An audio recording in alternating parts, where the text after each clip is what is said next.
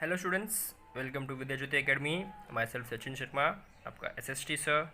So students, today we are going to start class 8 geography chapter number 1 resource. What is meaning of resource? Resource is an instrument. वो किसी भी तरीके का कोई भी एक इंस्ट्रूमेंट हो सकता है, कोई भी टूल हो सकता है, जो जिसको हम हिंदी में बोल सकते हैं साधन। साधन मीन्स कोई भी चीज़ जो हम उसको यूज़ करते हैं, हमारे यूज़ के लिए, हमारे नीड्स के लिए वो चीज़ें बनाई गई है, वो होता है हमारे लिए एक resource. Let's go. Water, electricity, rickshaw, vegetable and textbook, we have something in common. Means water, electricity, rickshaw, vegetable, textbook, इन सब के पास क्या है, एक चीज़ कॉमन है। They have all been used by us. उन सब को हम क्या करते हैं, हम यूज़ करते हैं। सो दे हैव अ यूटिलिटी, उनके पास क्या है, यूटिलिटी है। अब यूटिलिटी का मतलब क्या है? यूटिलिटी और usability is what makes an object or substance as a resource. Utility और यूजेबिलिटी को अगर हम देखेंगे तो उस पर कोई भी सब्सटेंस हो, कोई भी ऑब्जेक्ट हो, वो हमारे लिए क्या होता है, एक रिसोर्स होता है। जैसे फर्स्ट ऑफ ऑल ये देखो, ये पेंसिल है, ये पेंसिल क्या है, हमारे लिए एक रिसोर्स है। ये पेंसिल से हम क्या करते हैं, राइटिंग करते हैं। तो कोई भी ऑब्जेक्ट, कोई भी थिंग जो हम यूज़ करते हैं, वो हमारे लिए एज अ रिसोर्स का काम करते हैं। How डिज something become a resource? अब कोई भी चीज़ रिसोर्स कैसे बनती है वो भी बताया है। The things become resource only when they have a value. कोई भी चीज़ रिसोर्स तब बनेगी जब उनके पास कोई भी वैल्यू होती है। इट्स यूज और utility give it's a value. उसके यूजेस और उसकी यूटिलिटी क्या देती है, उनको वैल्यू देती है। All resources have same value. सभी तरीके के रिसोर्स को क्या होती है, सेम वैल्यू होती है। अभी कुछ टाइप्स भी है रिसोर्सेज के, हम टाइप्स पढ़ेंगे। Types of resources. First of all क्या है हमारा नेचुरल रिसोर्स। वो वैसा रिसोर्स है जो नेचुरली प्रेजेंट है हमारे सराउंडिंग में, जैसे कि हो गया वाटर है, एयर है, सॉइल है, और बहुत सारी चीज़ें क्या होती है, प्रेजेंट होती है, जो कि नेचर का गिफ्ट है।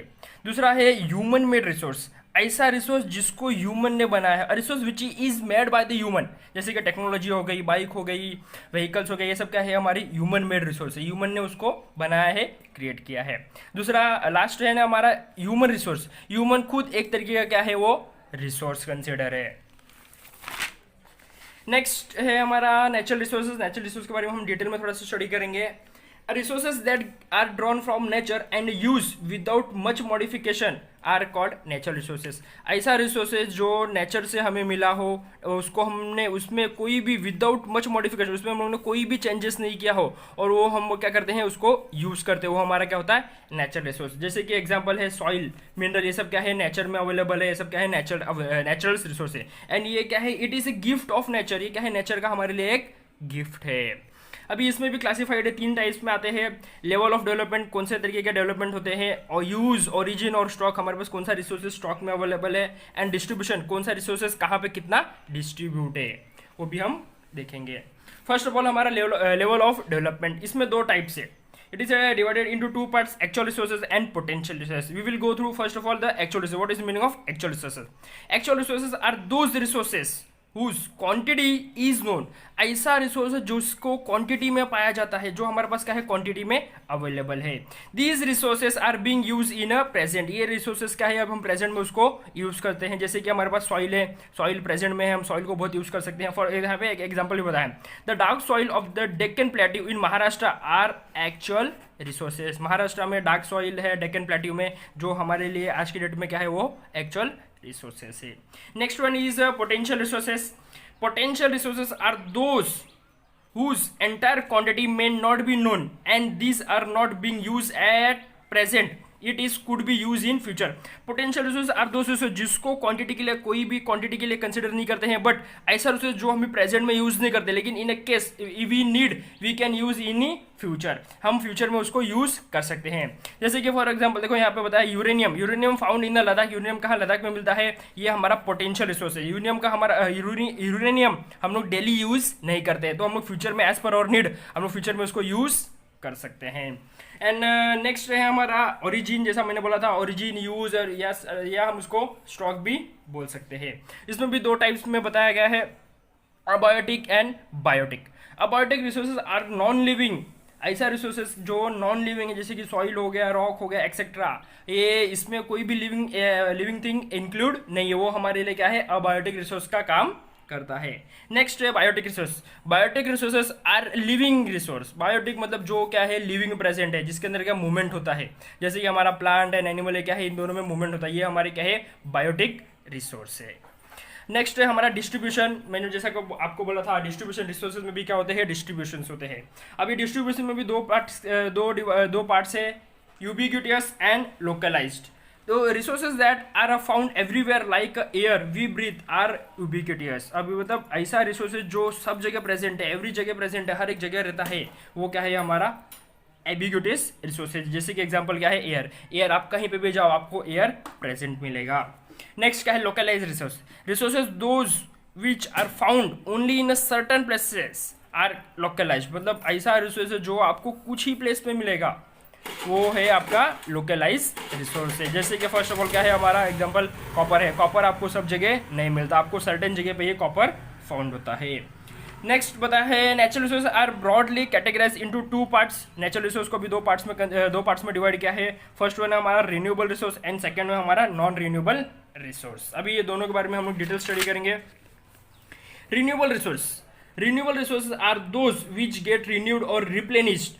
ऐसा रिसोर्स है जो फटाक से रिन्यूड होता है और फटाक से क्या होता है, रिप्लेनिश होता है quickly. Some of this are unlimited and are not affected by the human activities. ऐसे रिसोर्सेज जो हमारे पास बहुत सारे हैं, अनलिमिटेड हमारे पास प्रेजेंट है, बहुत सारी चीजें बहुत सारे हैं जो जिसको ह्यूमन से कोई भी अफेक्ट नहीं होता, ह्यूमन एक्टिविटी से उसको कोई भी अफेक्ट नहीं होता। जैसे कि हमारे पास एयर है, सॉइल है, ये क्या है हमारे पास प्लेंटी ऑफ अवेलेबल है। और विंड एनर्जी जिसको ह्यूमंस में इसमें कुछ भी इफेक्ट नहीं होता है। एग्जांपल देख लेते हैं such as a solar and wind energy. अभी सोलर एनर्जी और विंड एनर्जी एक ऐसे रिसोर्स है जो ह्यूमन की एक्टिविटी से इनको कुछ भी इफेक्ट नहीं होने वाला है।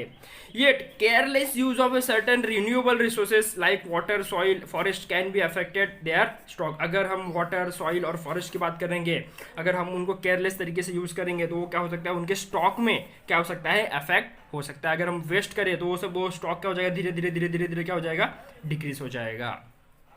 नेक्स्ट है हमारा non renewable resource. Non renewable resource are those which have a limited stock. ऐसा रिसोर्स जिनके पास क्या है, लिमिटेड स्टॉक है। Once the stock are exhausted, it may take thousands of years to be renewed or replenished. अगर एक बार वो stock क्या हो गया, एग्जॉस्ट हो गया, मीन्स एक बार वो स्टॉक खत्म हो गया तो उसको thousands of year लगते हैं वापस से रिन्यूड होने के लिए, वापस से रिप्लेनिश्ड होने के लिए, मीन्स वापस से उतना उसको जनरेट होने को टाइम लगता है। एग्जाम्पल कोल है, पेट्रोलियम है, are the natural gases are some example. हमारे पास कोल है, पेट्रोलियम है और नेचुरल गैसेज। अगर ये चीजें, ये तीनों रिसोर्स अगर एक बार खत्म हो जाती है तो इसको वापस से लाने को, वापस से उसको बनने को थाउजेंड्स ऑफ ईयर लग जाते हैं। ये हमारा नॉन रिन्यूएबल रिसोर्स था। नेक्स्ट है human made resource. Human made, जैसे कि मैंने आपको पहले बताया था, human made resource are those resource which are made by the humans. अभी देखते हैं इसमें भी क्या है, डिटेल में देखते हैं। Sometimes natural substances become resource only when their origin form has been change.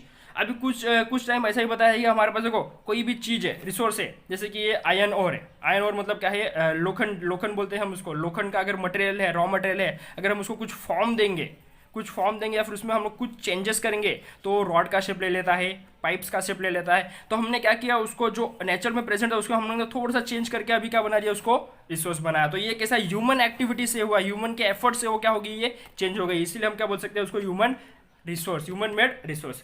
Sometimes natural substances become resource only when their original form, अभी हमने यहाँ पे चेंज किया था, original form has been change.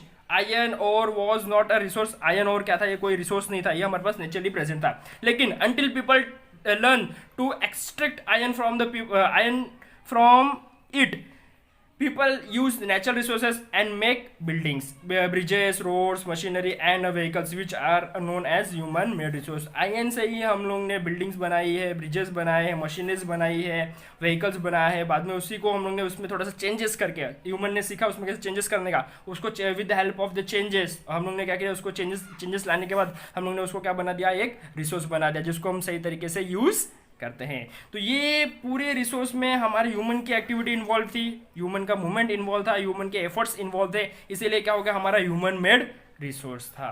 Next है हमारा ह्यूमन रिसोर्स। जैसे कि मैंने आपको पहले बताया, ह्यूमन क्या है, खुद एक तरीके का क्या है, रिसोर्स है। People can make the best use of nature. सही बात है, पीपल कह सकते हैं हम लोग, पीपल्स ह्यूमन बींग्स क्या कर सकते हैं, नेचर का बेस्ट यूज कर सकते हैं टू क्रिएट मोर रिसोर्सेज, ताकि हम लोग और भी रिसोर्स जनरेट कर सके।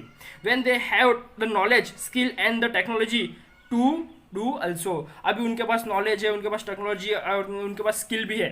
अब ये तीनों तरीके से हम क्या कर सकते हैं, जो नेचर प्रेजेंट है हमारे पास, जो नेचुरली प्रेजेंट है उसको हम क्या कर सकते हैं, एक रिसोर्स बेस्ड फॉर्म दे सकते हैं और वो उसको हम सही तरीके से यूज कर सकते हैं। That is why human beings are a special resource, इसीलिए क्या है, ह्यूमन बींग्स क्या है, एक स्पेशल रिसोर्स कंसिडर किया है।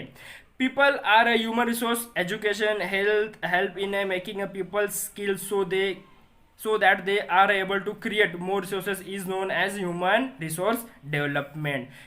With the help of education, with the help of health, with the help of skill, हम लोग क्या कर सकते हैं, रिसोर्स को सही से बेस्ट तरीके से हम यूज कर सकते हैं, जिसको हम बोलते हैं ह्यूमन रिसोर्स डेवलपमेंट। अगर ह्यूमन ने क्या किया, रिसोर्स में अभी कोई भी एक रिसोर्स है उसमें हम लोग ने स्किल लगाया, नॉलेज लगाया और टेक्निक्स लगाए, तो हमने इसको क्या किया, एक नया डेवलपमेंट लगाया, नए तरीके से क्या कर दिया, हमने उसको डेवलप कर दिया।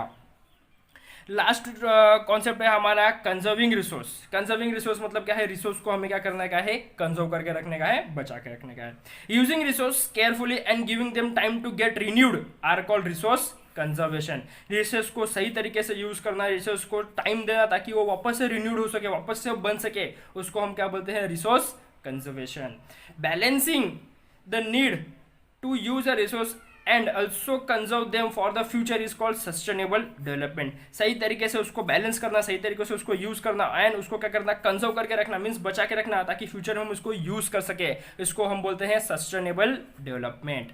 There are many ways of conserving resources, बहुत सारे तरीके हैं, डिफरेंट तरीके से जिसको हम क्या कर सकते हैं, रिसोर्स को कंजर्व करके रख सकते हैं। Each person can contribute by the reducing the consumption, recycling and reusing things. सभी पर्सन, सभी ह्यूमन बींग्स क्या कर सकते हैं, उसमें कंट्रीब्यूट कर सकते हैं। कैसे करेंगे, हम चीज़ों को वापस से मतलब ज़्यादा वेस्ट ना करें, जितना यूज़ हम उतना यूज़ करें, रिड्यूस ना करें उसका वेस्ट, कंजम्पशन जितना हमें ज़रूरत है उतना ही हम क्या करें, उसको कंज्यूम करें। हो सके पॉसिबल है तो हम उस चीज़ को वापस से रिसाइकल करके यूज़ करें, एंड अगर हो सके तो वापस से हम उसको रीयूज़ अगेन एंड अगेन क्या कर सकते हैं, यूज़ कर सकते हैं। तो इस तरीके से हम रिसोर्स को कंजर्व करके रख सकते हैं। आई होप आप सबको आज का टॉपिक समझ में आया होगा। Thank you.